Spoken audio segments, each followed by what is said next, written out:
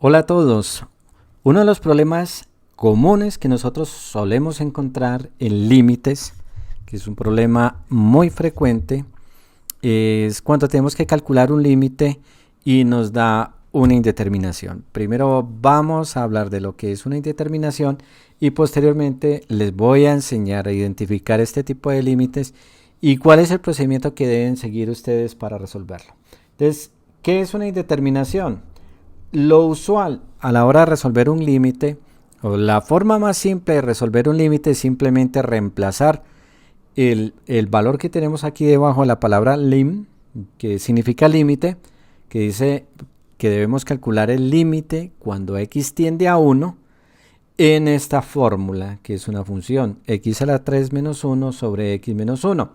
Entonces uno simplemente sustituye valores directamente y nos daría 1 a la 3 menos 1 sobre 1 menos 1. 1 a la 3 da 1 y 1 menos 1 daría 0 y 1 menos 1 da 0. Entonces vemos que hay una indeterminación de 0 sobre 0.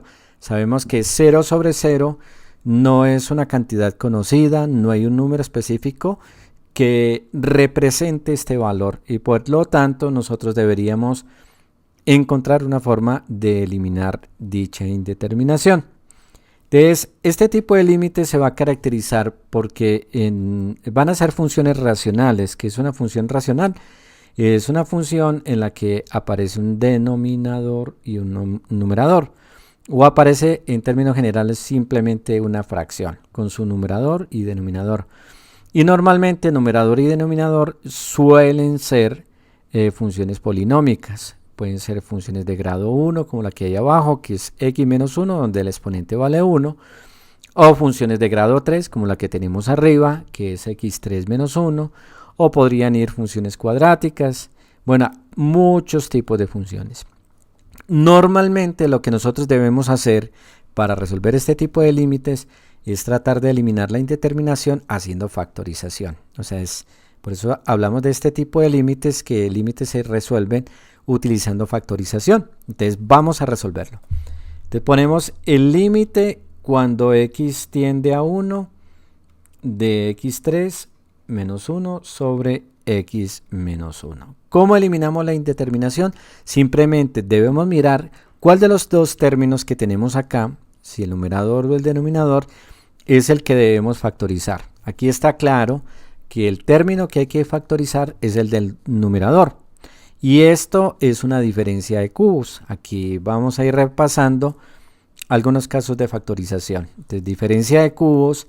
Voy a poner aquí abajo la fórmula general de una diferencia de cubos, que sería a a la 3 menos b a la 3 es igual a menos b, que es la diferencia de las raíces cúbicas, multiplicado por la primera raíz, que es a elevado al cuadrado, más, aquí siempre va signo contrario, si es resta, aquí ponemos más, el producto entre las raíces, que es a por b, más la segunda raíz, que es b, elevado al cuadrado. O sea, esta es una fórmula simplemente que nos permite resolver una diferencia de cubos, y esa fórmula es la que nosotros deberíamos utilizar en el término de arriba. Entonces vamos a poner nuevamente el límite, no se nos puede olvidar, cuando x tiende a 1, y factorizamos x3 menos 1 simplemente aplicando esta fórmula, que ponemos paréntesis, la raíz cuadrada de x3, que es x.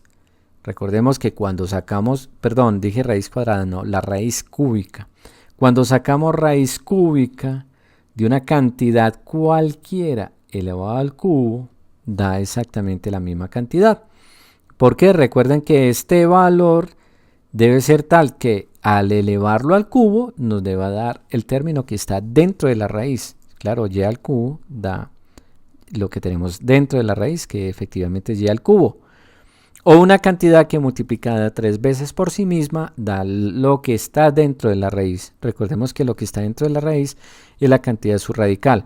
Otra forma de resolver este tipo de raíces, y va a ser muy frecuente cuando hacemos factorización, es que el exponente de esta potencia lo dividimos entre el índice del radical y nos da el exponente de acá. Si dividimos 3 entre 3 nos da 1. Es otra forma en la que podemos nosotros calcular raíces. y quizás cuando más adelante resolvamos otro tipo de problemas donde las potencias son mayores, esto lo vamos a entender mucho mejor. Entonces listo, sigamos acá, tenemos la raíz cúbica de x a la 3 que es x, menos la raíz cúbica de 1 que es 1. Recordemos que aquí es el cuadrado de la primera raíz, es decir, x2, más, aquí siempre va signo contrario, el producto en las raíces, que es x por 1 que da x, más la segunda raíz que es 1 elevado al cuadrado, y 1 al cuadrado pues da 1, vamos a dejarlo así. Y en el denominador vamos a poner esto igual, porque lo de abajo no se puede factorizar, ¿no es cierto? Entonces lo dejamos exactamente como está. Entonces aquí va a pasar siempre algo, y es que cuando nosotros hacemos la factorización deben haber dos términos que se deben cancelar, y es decir, que deben estar como factores iguales arriba y abajo, y esos términos que se cancelan son los que deben eliminar la indeterminación. Recordemos que la indeterminación surge de un cero que se obtiene, ¿no es cierto? En este caso ese cero es cuando x tiende a 1, miremos que, por ejemplo, 1 menos 1 da 0 o 1 menos 1 da 0. En realidad aquí no vamos a eliminar ceros porque lo que tenemos realmente son funciones, y lo que vamos a hacer es que como x menos 1 y x menos 1 son dos factores que son exactamente iguales, recordemos que la división de dos cantidades iguales da 1, y por lo tanto nosotros podemos simplificar. O sea, normalmente lo que nosotros decimos es eliminar, pero realmente estamos simplificando estos dos términos que son iguales arriba y abajo, porque la división de dos cantidades iguales da 1 como resultado, ¿sí? O sea que realmente lo que estamos obteniendo aquí es un 1 como factor, que no hay necesidad de escribirlo. Muy bien, entonces, sigamos. Después de que hacemos esa eliminación, entre comillas, de esos dos factores, vamos a ver qué nos queda. Escribámoslo acá. Nos va a quedar el límite cuando x tiende a 1 de lo que nos queda. Voy a ponerlo entre paréntesis, x2 más x más 1. Ahora, no tenemos la indeterminación. Ya no hay indeterminación, porque cuando yo hago la sustitución de x por 1, ya no me va a quedar un 0 sobre 0. Entonces, cuando no hay indeterminación, ya sí podemos calcular el límite simplemente haciendo la sustitución. Es decir, quitando el valor de x y reemplazándolo por su respectivo valor, que es 1. Hagámoslo. Entonces sería, ya no pongo la palabra límite, no lo necesitamos porque estamos haciendo la sustitución. Y aquí pues uno está aplicando propiedades de límites, de las que no hablamos en detalle, que la suma o el límite de la suma de funciones es la suma de los límites.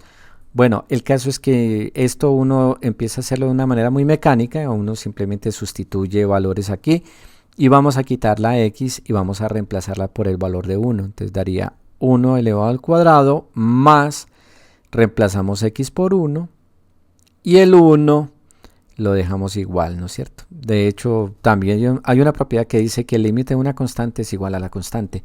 Pero bueno, normalmente uno simplemente, de una manera un poco más mecánica, sin pensar tanto en los detalles de las propiedades de los límites, uno simplemente hace la sustitución en la función y de esa manera calculamos el límite cuando ya no aparecen indeterminaciones. Entonces, 1 al cuadrado da 1, entonces vamos a tener 1 más 1 más 1 y el resultado nos da 3. Ya pudimos ver que el límite de esta función es 3. Es muy curioso que la división de dos cantidades que se acercan a 0, porque realmente aquí lo que vamos a tener son dos cantidades que se acercan a 0, el resultado de la división de esas dos cantidades que se acercan a 0 es 3. Y de hecho, ustedes podrían comprobar, utilizando la calculadora, inclusive a partir de esta expresión matemática, si toman valores muy cercanos a 1, muy cercanos a 1, sin tomar el 1 para que no obtengamos un 0, y hacemos este cálculo, el resultado que vamos a obtener en la calculadora va a ser un número muy cercano a 3. Dependiendo de por donde tomemos el valor, si es cercano a 1 por la derecha o si es cercano a 1 por la izquierda, hablamos de 1 por la derecha, valores mayores que 1, pero muy cercanos a 1, por ejemplo 1.001, por ejemplo, o valores muy cercanos a 1, pero menores que 1, son 1 por la izquierda, por ejemplo 0.99, Y si los sustituimos en esta expresión matemática y hacemos los cálculos respectivos, vamos a obtener valores muy cercanos a 3, que podrían ser también por la derecha o por la izquierda. Bueno, esa parte se las dejo a ustedes, solamente lo expongo como una curiosidad para que ustedes tomen la calculadora, hagan sus cálculos y se den cuenta que a partir de esta expresión matemática los resultados que se van a obtener si siempre van a ser valores muy cercanos a 3, siempre y cuando los valores que ustedes tomen de x sean muy cercanos a 1.